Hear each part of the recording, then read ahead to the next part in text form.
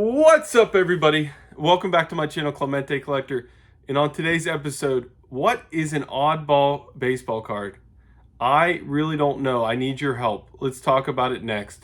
Batting third, playing right field, number 21, Roberto Clemente. All right, so on today's episode, I got a request from Sammy Thunder, the man from down under. He's a part of the Four Collectors Brethren. I'll put a picture of him over here. But Sammy asked us to do a VR for Scott from Reindeer Studios and to show some oddball baseball cards and to also show one of Scott's shirts. So I got my Diamond Stars Scott Reindeer Studio shirt right here. If I remember, I'll try to put a link down below to Scott's shop. But Scott's a great guy. He's got a great Etsy shop. He asked me why I wanted the Diamond Star shirt. I said I just love how it looks. It's such an iconic set, and I just think it's a cool shirt. So that's the one I picked out. But I was putting together some oddball Clemente cards, and I said I'm gonna do my top 10 favorite oddball Clemente cards that are in my collection. And I got very, very, very frustrated.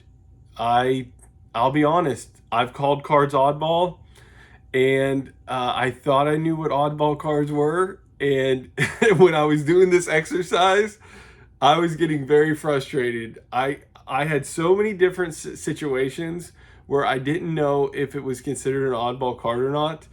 And I texted a few friends, and different friends had different opinions on it. So it made me really think, instead of me just showing my favorite 10 Clemente oddball cards, why don't I show some Clemente cards in different categories and have you guys comment down below what category in your opinion is considered an oddball card and which isn't. And I know you're going to say, oh, this is all simple, like it's going to be pretty straightforward. I'm telling you, I think we're going to have a lot of differing opinions. So I have 8 different categories of where the cards came from, how they were produced, and I want you to comment down below as the video goes on. Give me a Y if you think yes, it's an oddball. Give me an N if you think no, it's not an oddball. And hopefully your comment will say like Y, N, N, whatever you decide. And then I can look at those and kind of get a gauge of what the community feels, you know? I know somebody will be like, who really cares? Does it matter if we put something in a certain bucket? I mean, at the end of the day, it's all for fun. I'm going to be showing about 20 different Clemente cards here, some of which I don't show a lot of on my channel. So if you love baseball cards, it'll be fun just to watch and look at the cards. And at the very end, I have a brand new pickup to the collection. It's my first ever non-playing days Clemente card I purchased. I've gotten a lot as gifts. I've never bought a non-playing days Clemente card. I think that this card and this set are very special. And I think it's a set that more people need to look into. It's a very scarce set. I think the cards are going for way too cheap in the set for how scarce it is. So at the very end, I'm going to show a card that I believe is an oddball Clemente card, but it's a non-playing days. So stick around for that. All right, so let's go through the 8 categories. Every single category I'll put up in the corner here. I'll put the category's name up in the corner just so you know we're on that category.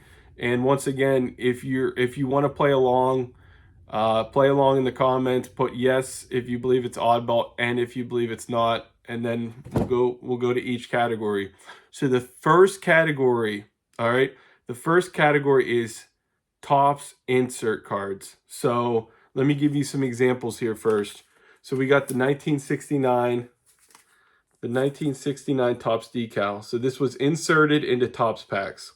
So obviously it was nationally distributed, but I mean, they're not the normal size of a card. And here's one more. The 1963 Topps peel off, one of my favorite Topps inserts of all time. And this one's the instruction back. Do you believe that the Topps pack inserts from the 60s that I'm showing, do you believe these should be considered oddball cards? Yes or no? Okay. I could have picked out some other ones too, but I was trying to do like 2 of each just for time purposes.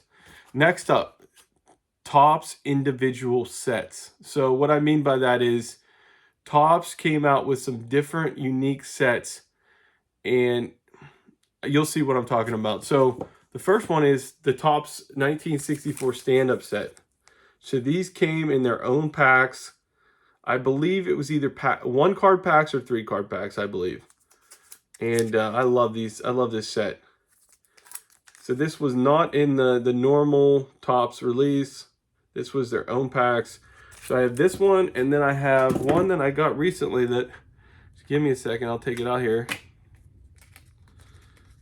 Here it is right here. And if you've ever seen a wax pack of these, they're really cool. The Topps tattoos. So there's the Clemente down there. So do you consider these to be oddball? You got the tattoos and the stand-up. They came in their own individual packs. Do you consider that to be oddball? I'm trying not to give my opinion on what I feel, but I'd love to, like I said, I'd love to see what everybody says down in the comments. All right, the third category, Topps and O-Pee-Chee. So it's produced outside the United States. So we have the first, I have an O-Pee-Chee here, obviously the league leaders card here with 3 Hall of Famers. This card is crispy.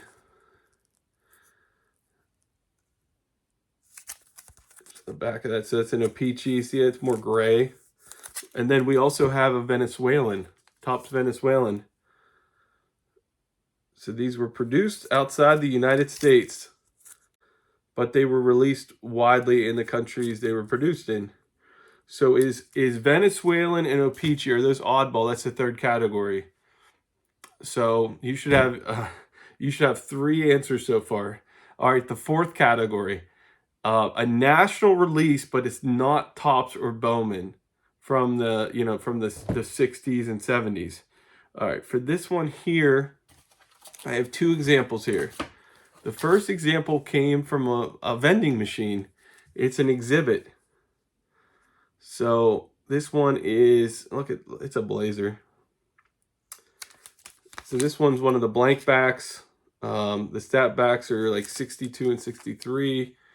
But I love this card. So we have an exhibit. And I also have a flare from 1971. It's the Roberto Clemente Laughlin's card. So Flair went to Laughlin and bought his drawings and everything and worked with him to produce this set. And I love this card. It's a short print card because I guess Clemente's family did not give permission for Flair to use it. So are these two cards are non-Topps, non-Bowman? Are these considered oddball? So that'd be the fourth category, okay? All right, the fifth category, national food, toy, and other. So I'll show you. So first we got a national food, which is Milk Duds. Great set. You cut these off the Milk Duds boxes. So we got that. Then I got a Milton Bradley here, okay? So it's national board game set, right? These were distributed everywhere. So I have 3 different Clementes and Milton Bradley. There were 3 different years. All right. And then I also have the 1969 Transagram. So that's a toy, but it was nationally distributed.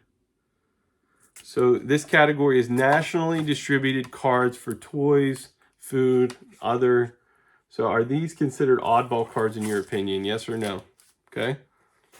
All right, the next category, regional food issue, okay?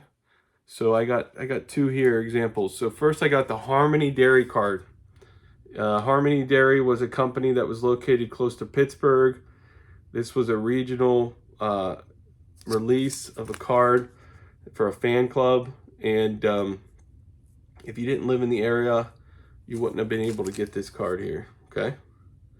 And then I also have the Cons. So Cons was regional in the Ohio, PA area. So you had to live out here and buy their products to get these cards. So in your opinion, regional food issue, are those oddball? Yes or no? Okay. I think I know the answer to that one. All right, we got two more left, okay? All right. This is where there's some gray area now again. National photos, okay? National photos. So I have two for Jay's Publishing here, okay? So Jay's Publishing, you could mail into them and they would send you a Pirates picture pack of the Jay Publishing photos. I just got this one recently, okay? Do you consider these oddball? Somebody might say, no, they're not oddball because they're photos and they don't put photos in the same category as cards maybe. But yes or no, a national photo picture pack. Is that oddball? And last but not least, a regional photo. So I just got this pickup. I've never showed it on my channel. I'm excited to show it. 1966 Pirates picture pack. The Clemente card is really, really cool. If Dawn watches this, there's a great image of Clemente kneeling on this, Dawn. They're blank back. But 1966 Pirates picture pack. Okay. Regional photo. And then I don't bring this out very often. The usual Manny's Land. This was a regional photo from New York. I love that. That's cool. I got this at the National this year. Blank back. Are those oddball? Okay. So I got 8 categories. You should have 8 yes, Y's or N's at the bottom. I really can't wait to see what people answer back. I want to see how many similarities are out there. I told you it wasn't as simple as it sounds. And Sammy, I really wanted to make a straight up video for this, but it was so hard because I really didn't know what cards qualified for oddball, to be honest with you, even though I've called cards oddball in the past. Um, Next up, I'm going to show you my new pickup. All right, so this pickup right here, let me explain why I got it. Because normally I don't go after non-playing days Clementes, but I felt this one is special. And it's something it's a set I learned about from doing research on the Josh Gibson cards. So as you guys probably know, Josh Gibson's biggest card, in my opinion, is the Tolera's card, okay? And it's pretty much impossible to find, or most people are priced out of it at this point. And then the next card that recently exploded was his Laughlin's Black Stars card, right? And that card really skyrocketed, whenever Major League Baseball, they changed some of the record books recently. Well, the third card is in 1976, and it's the Josh Gibson Shakey's Pizza card, and I'll show it right here. So this card here is a lot of people, I haven't seen anybody show it in any of their videos of picking it up. All right, most people don't realize, with Josh Gibson having so few cards, this card goes for a lot of money. I'll show the most recent sale. I'll show it on the screen right now. I think it was around $680 for an SGC 6.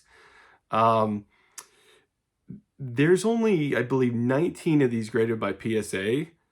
And let me show you guys just recent sales of just this card in general from BCP.